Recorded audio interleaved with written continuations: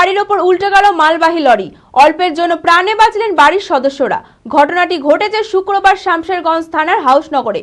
জানা যায়, এই এলাকায় আন্ডারপাস তৈরির কাজে মাটি ফেলা হচ্ছিল।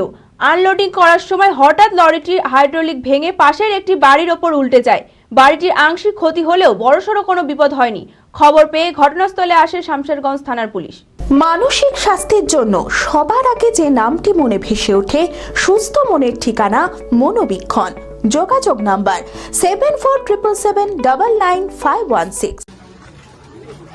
শামশেরগঞ্জ থানার হাউসনগর এলাকায় আন্ডারপাস তৈরির কাজ চলছিল। একটি মাটি বোঝাই লরি আনলোডিং করার সময় হঠাৎই হাইড্রোলিক ভেঙে পাশের একটি বাড়ির ওপর হুড়মুড়িয়ে উল্টে যায়। অল্পের জন্য প্রাণে বাঁচলেন বাড়ির সদস্যরা।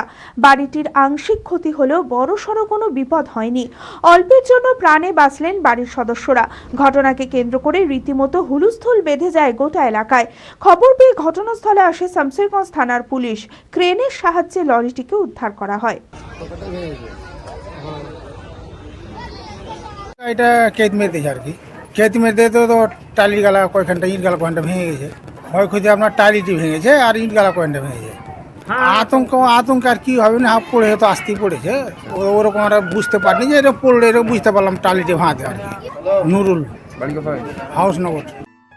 চঞ্চলতা তার কথায় কথায় জীবনে মিশে রঙ ভরায়, চুপি সারে মনে সে সাদে সবাইকে পাগল করে, পাগল করে।